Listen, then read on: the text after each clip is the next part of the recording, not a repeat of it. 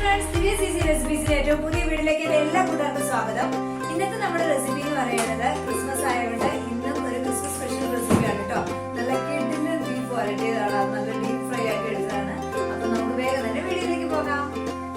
അപ്പൊ നമ്മൾ അതിന് മസാല, ഗരം മസാല പൗഡർ റെഡിയാക്കാൻ വേണ്ടിയിട്ട് ഒരു പീസ് കറുവപ്പട്ട ഇട്ട് കൊടുത്തു, 2 ഏലക്ക, തക്കോലം ഒരു 3 പീസ്, അതുപോലെ ഗ്രാമ്പൂ ഒരു 4 പീസ്. ഇനി നമ്മൾ പെരിഞ്ജീരകം ഇതൊരു 1/2 സ്പൂണാണ് കേട്ടോ, അതും കൂടി ഇട്ട് കൊടുത്തു. ഇനി ഒരു ഉത്തരമുളക്. അപ്പോൾ നമുക്ക് ഇത്രയും ഒന്ന് ഫ്രൈ ചെയ്തിട്ട് ജസ്റ്റ് ഒന്ന് ഫ്രൈ ആയാൽ മതി. ഇത് നമുക്ക് പൊടിച്ചെടുക്കാം. ഇതിനകത്ത് ഞാൻ മല്ലിയും ഇത് ആഡ് ചെയ്യുന്നില്ല, കാരണം വെച്ചിട്ടുണ്ടെങ്കിൽ മല്ലിപ്പൊടി നമ്മൾ ഇട്ട് കൊടുക്കുന്നുണ്ട്, അതുകൊണ്ടാണ്. അല്ലെങ്കിൽ നമ്മൾ മല്ലിയായിട്ട് യൂസ് ചെയ്യുന്നെങ്കിൽ ആ മല്ലിയും കൂടി ഇതിനകത്ത് ഇട്ട് കൊടുക്കാം.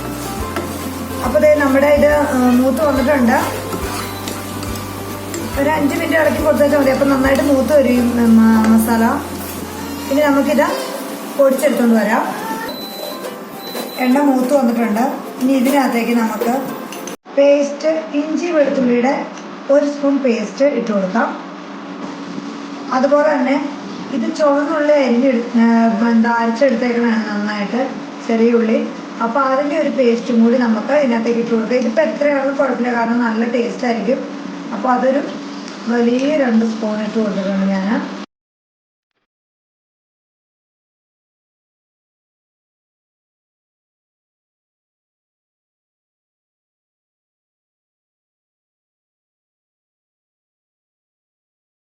നമ്മുടെ ഇത് എല്ലാം പച്ചമുളകെല്ലാം മാറി നല്ലോണം ആയിട്ടുണ്ട്. ഇനി നമുക്ക് ഇതിനകത്തേക്ക് നമ്മുടെ പൊടികൾ ചേർത്ത് കൊടുക്കാം. 1 ടേബിൾ സ്പൂൺ മല്ലിപ്പൊടി ഇട്ട് കൊടുത്തു. ഇനി ഒരു 1/2 ടേബിൾ സ്പൂൺ മുളക് പൊടി, ഒരു 1/4 ടേബിൾ സ്പൂൺ മഞ്ഞൾപ്പൊടി, ഇത്ര ഇട്ട് കൊടുക്കാം. ഇനി നമ്മൾ പൊടിച്ച് വെച്ചിരിക്കുന്ന നമ്മുടെ മസാലപ്പൊടി ഉണ്ടല്ലോ, ഗരം മസാല പൗഡർ, അത് ഇതിനകത്തേക്ക് ഇട്ട് കൊടുക്കാം. നന്നായിട്ട് മൂപ്പിച്ചെടുക്കുക.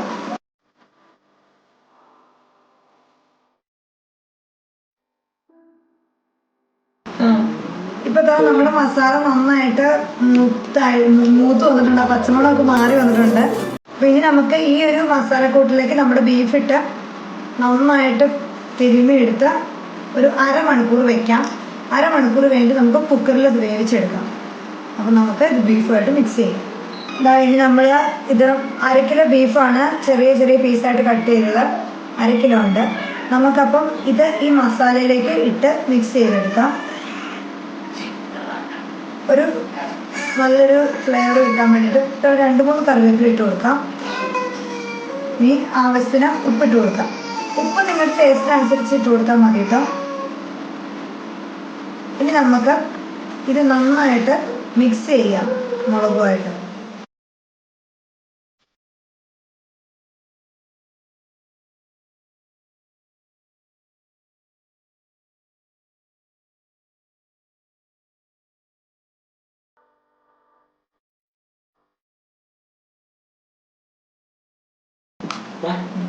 അപ്പൊ ഇതിപ്പോ കറക്റ്റ് ആയിട്ടുണ്ട്. ഇനി നമുക്കിത് 1/2 മണിക്കൂർ ഇതിങ്ങനെ ഇട്ടിട്ട് അതിനുശേഷം നമുക്ക് കുക്കറിൽ വേവിച്ചെടുക്കാം. അപ്പൊ നമുക്ക് ഒരു കുക്കർ വെച്ചിട്ട് അതിനകത്തേക്ക് നമ്മുടെ ബീഫ്, നമ്മളുടെ കേട്ടോ മസാല തിരുമ്പി വെച്ചേക്കുന്ന ബീഫ് ഇതിനകത്തേക്ക് ഇട്ട് കൊടുക്കാം. ഇനി നമുക്ക് വെള്ളമൊന്നും ചേർക്കണ്ട, വെള്ളമൊന്നും ചേർക്കാതെ തന്നെ ഇനി നമുക്ക് വെള്ളമൊന്നും വേണ്ട, ഈ ബീഫ് ഇങ്ങനെ തന്നെ കുക്ക് ചെയ്തെടുക്കാം. കാരണം ബീഫിന് വെള്ളം ഇറങ്ങിക്കോളും. നമുക്ക് കുക്കർ അടച്ചു കൊടുക്കാം. ഇനി നമുക്ക് ഇത് അടച്ചു വെച്ച് വേവിക്കാം. അപ്പോൾ നമ്മുടെ പാൻ ചൂടായി കഴിഞ്ഞു. ഇനി നമുക്ക് അതിനകത്തേക്ക് വെളിച്ചെണ്ണ ഒഴിച്ചു കൊടുക്കാം. ഒരു 5 സ്പൂണോളം വെളിച്ചെണ്ണ ഒഴിച്ചു കൊടുക്കാം. ഒരു 3 വറ്റൽമുളക് മുറിച്ചതാണിത്, അത് നമുക്ക് ഈ ചൂടായ എണ്ണയിലേക്ക് ഇട്ട് കൊടുക്കാം.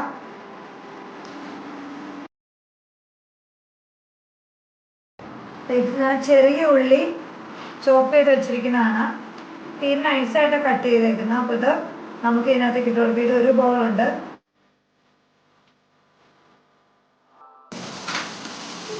ചെറുതായിട്ട് അരിഞ്ഞേക്കണതാണ് കേട്ടോ ചുവന്നുള്ളി. സവോള ഇടുന്നേക്കാളും കുറച്ചും കൂടി ടേസ്റ്റ് കൂടുതൽ ചുവന്നുള്ളി ഇടുമ്പോഴായിരിക്കും.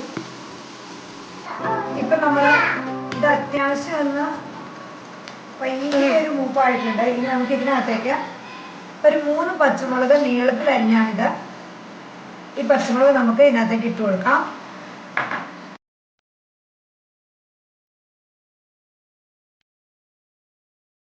ഒരു വലിയ സ്പൂൺ വെളുത്തുള്ളി അരിഞ്ഞിട്ട് കൊടുക്കാം.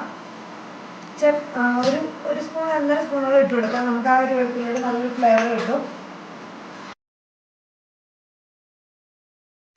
ചെറുതായിട്ട് അരിഞ്ഞ് ഇഞ്ചി ഇട്ട് കൊടുക്കാം, 1 സ്പൂൺ.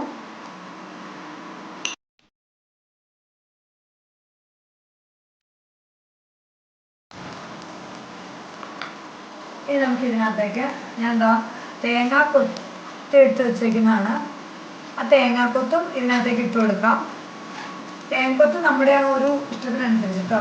നമുക്ക് നിറയെ ഇഷ്ടമാണെങ്കിൽ അതനുസരിച്ച് ഇട്ട് കൊടുക്കാം, കുഴപ്പമൊന്നുമില്ല. നമുക്ക് കുറച്ച് കറിവേപ്പില ഇട്ട് കൊടുക്കാം.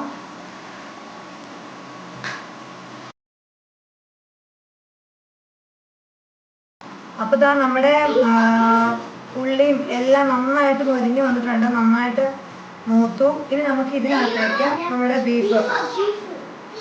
ഈ ബീഫും നന്നായി വെന്ത് കിട്ടിയിട്ടുണ്ട്. അപ്പോൾ ഇതിനകത്ത് കുറച്ച് വെള്ളം, നമ്മൾ വെള്ളം ഒഴിച്ചില്ലെങ്കിലും കുറച്ച് വെള്ളം വന്നിട്ടുണ്ട്. നമുക്ക് അതോടുകൂടി ഇതിനകത്തേക്ക് ഇട്ട് കൊടുക്കാം.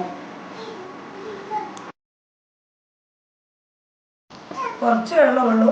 അപ്പോൾ ആ വെള്ളം ഒന്ന് വറ്റി നമുക്ക് ഇത് നന്നായിട്ട് ഡീപ്പായിട്ട് ഫ്രൈ ചെയ്തെടുക്കണം. നമ്മൾ തന്നെ പൊടിച്ച് മസാലയൊക്കെ ആകുമ്പോൾ നല്ലൊരു ഫ്ലേവർ കിട്ടും നന്നായിട്ട്. നിങ്ങളിപ്പോൾ ആ പൊടിക്ക് പകരം നിങ്ങൾ വേണമെങ്കിൽ ഗരം മസാല വേണമെങ്കിൽ യൂസ് ചെയ്യാം. പക്ഷെ നമ്മൾ തന്നെ പിന്നെ പൊടിച്ച് കിട്ടുമ്പോൾ അതിന് ഒന്നുകൂടി കുറച്ചുകൂടി നല്ലൊരു ഫ്ലേവർ കിട്ടും കൂടുതലായിട്ട്. ഇനി ഇത് നന്നായി ഇതിനകത്ത് കിടന്ന് തീയിൽ കിടന്ന് വറ്റി വരണ്ട് വരണം. മാക്സിമം വെള്ളം വറ്റിച്ച് നന്നായിട്ട് വരട്ടിയെടുക്കണം. അപ്പോൾ നമ്മൾ ചുറ്റു. ഇനി നമുക്ക് ഇതിനകത്തേക്ക് ഒരു 1/2 സ്പൂൺ കുരുമുളക് പൊടിയും കൂടി ആഡ് ചെയ്ത് കൊടുക്കുകയാണ്. നമുക്കിത് നന്നായിട്ട് ഇളക്കി കൊടുക്കാം. ശരിക്കും പറഞ്ഞാൽ നമ്മുടെ ഈ കറിക്ക് എന്താ പറയുക, ഫ്രൈ ചെയ്തെടുക്കുന്നതിന് നമ്മൾ നന്നായി കുരുമുളക് ചേർക്കുന്ന ഒരു നല്ല പ്രത്യേക ടേസ്റ്റ് ആയിരിക്കും കേട്ടോ.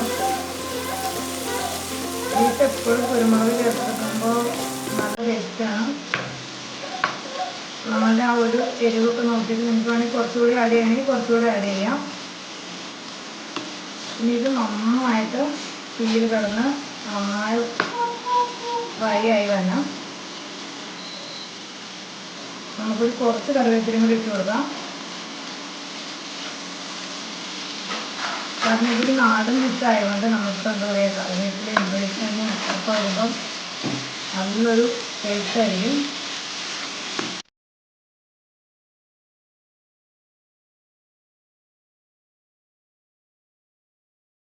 ഇപ്പോൾ ഇതാ ഇത് വരട്ടി തുടങ്ങിയിട്ടുണ്ട്. ഇത് ഇനി നന്നായിട്ട് വളർന്നു വരണം. ഈ വെള്ളമയം എല്ലാം ഇപ്പം എണ്ണയാണ് കേട്ടോ, വെള്ളമല്ല, എണ്ണ തെളിഞ്ഞ് വരുന്നതാണ്. ഇത് നന്നായിട്ട് ഈ തീയിൽ കിടന്ന് ഫ്രൈ ആയി വരണം കുറേയും കൂടി.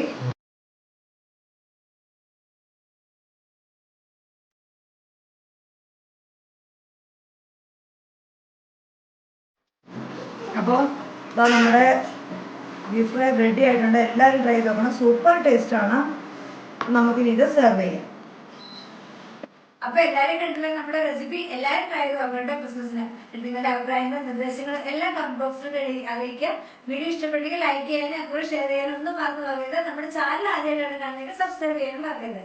സബ്സ്ക്രൈബ് ചെയ്തിട്ട് ബെല്ലൈക്കൺ അതും കൂടെ ക്ലിക്ക് ചെയ്തേക്കും കേട്ടോ. അപ്പൊ ഇനി അടുത്തൊരു വീഡിയോ ആയിട്ട് ബൈ ബൈ. Thank you.